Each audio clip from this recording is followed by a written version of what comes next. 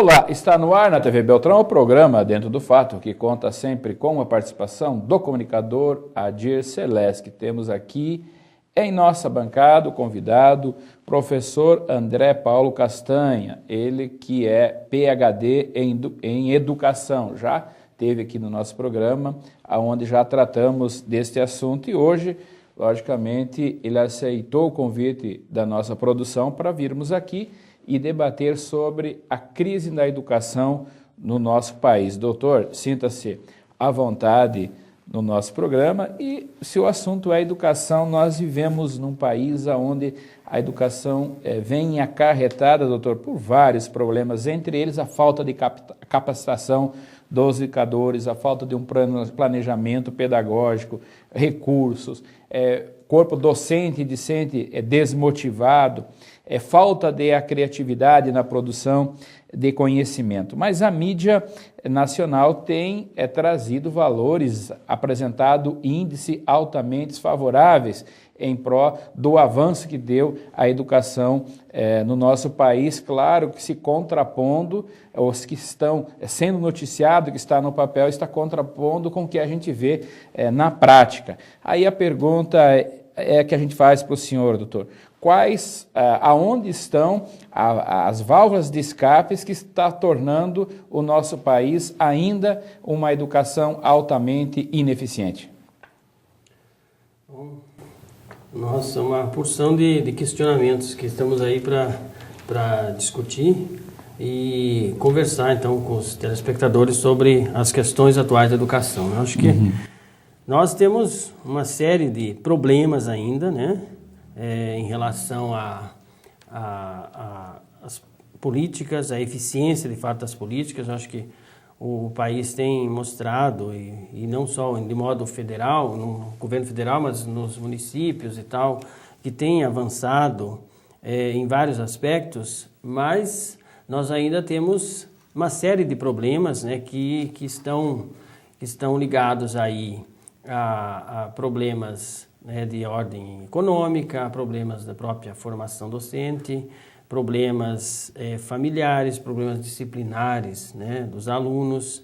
Eu acho que também uma série também de teorias que chegaram para a escola e que acabaram confundindo mais os professores. Então, nós temos, de fato, num cenário ainda preocupante, mas como historiador que acompanhou já e acompanha a história da educação, acho que nós estamos avançando. Essa é a avaliação que eu faço. A gente não pode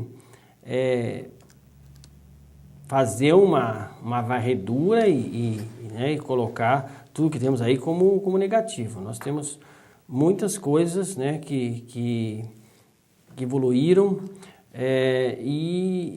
e essa questão tem sido já verificada nas próprias avaliações. Eu acho que todo ano nós temos algumas avaliações que a gente também tem, vamos dizer assim, não tem como dizer que elas são precisas, mas é um referencial que foi construído também ao longo do tempo, das avaliações tanto do ensino superior, como do ensino médio, como do ensino primário, né, com o ENAD, com o Enem, com a Prova Brasil, e que vírgulas, né? Ou seja, cada ano subiu meio ponto, ou um décimo, então a gente tem subido. E então é sinal de que as coisas estão caminhando, lentamente, mas estão caminhando.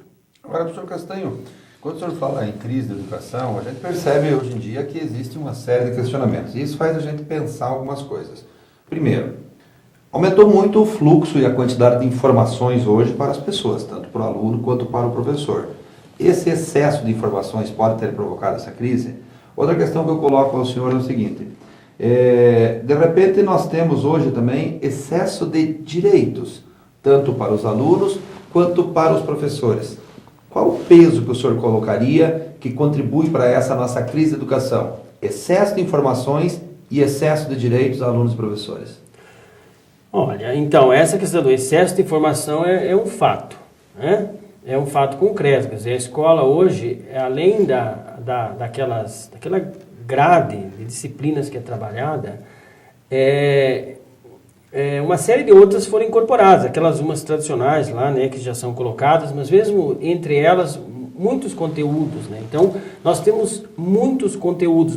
Abriu o campo de pesquisa com a internet também, né? Exatamente. Então, tudo facilitou, mas se a gente for olhar mesmo na escola, nós podemos dizer que a escola, ela avançou muito em nível de conteúdos que chegam, mas só que esses conteúdos, muitas vezes, eles são jogados, não são efetivamente trabalhados. Pela quantidade de informações, de repente, cada um tem que ser analisado superficialmente. Exato. A escola ficou, talvez, mais servida de conteúdos, mas mais vazia de conhecimento. Por quê? Porque, muitas vezes, o professor, em função de um currículo colocado aí, ele acaba querendo cumprir esse currículo, né? E, ao cumprir o currículo, o aluno lá começou a entender uma matéria e quando o professor terminou aquele conteúdo, o professor começa um novo, quer dizer, ele não conseguiu assimilar, então começa um novo e aí vai virando uma confusão, porque ele não consegue, de fato, assimilar, né, concretamente determinados conteúdos. Antigamente, era estudado, por exemplo, no caso do português, era efetivamente a escrita e a leitura, né? E a partir disso, as outras questões da linguagem, né, como a sintática, os tempos verbais e tal. Na matemática, era as 4 operações, né? Então, isso era efetivamente estudado. Então, o aluno, ele estudava também geometria, estudava outras coisas, mas aquelas 4 operações ele dominava. Então, se você hoje perguntar para uma pessoa de 60, 70 anos que estudou 3, 4 anos na escola, basicamente, essas questões da matemática, ele sabe resolver muito bem. Os princípios básicos. E daí dá show na garotada de quinto, sexto ano, muitas vezes. Por quê? Porque eram efetivamente trabalhadas a exaustão, né? Hoje nós temos, então, muitas informações, e aí muitas vezes elas são trabalhadas, mas as crianças não conseguem, de fato, captar isso, porque uma série de outras informações. E quanto a essa questão, por exemplo, do direito, né, eu acho que nos últimos 25 anos, 30, né, nós temos agora 85 já, que é o período de abertura, né, estamos chegando nos 30 anos, né, 2015. Quer dizer, a democratização, ela tem vantagens e ela tem consequências, né? Porque numa sociedade que não e a democracia é uma coisa que a gente aprende. Ela é aprendida a vivência, ela não é uma coisa, vamos, a partir de hoje, sermos democráticos. Precisa exercitar. Exatamente, e o exercício da democracia, ele vai fazer, então, que é essa questão de muitos direitos, né?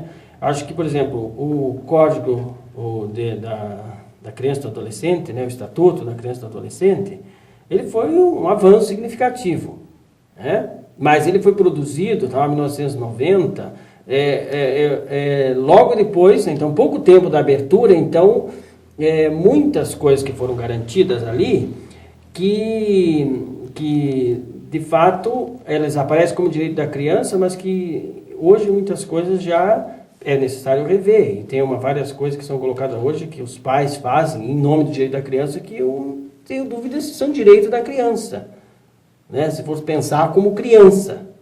Por exemplo, tem pais que brigam na justiça para que o filho entre na primeira série com 5 anos de idade, assim, recém, né? Quer dizer, será que é um direito da criança? Quer dizer, a criança, ela gostaria de estar na escola, entrar na escola formal ali e seguir aquelas regras de uma série de coisas? Será que ela não teria que podia entrar com 6 ou com 7, como era, né? Então, uma série de coisas. Além do que das questões mesmo, como da violência, que aí a criança muitas vezes é intocada, o professor, né, que também perdeu sua autoridade. Então, uma série de coisas. Agora nós temos essa questão do bullying, né?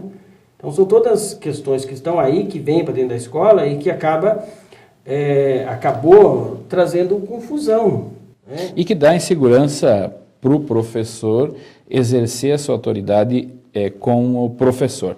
Mas, doutor Castanho, chegamos ao final do nosso primeiro bloco, voltamos logo em seguida, não saio daí. Estamos falando com o doutor André Castanha, ele que é PhD em Educação.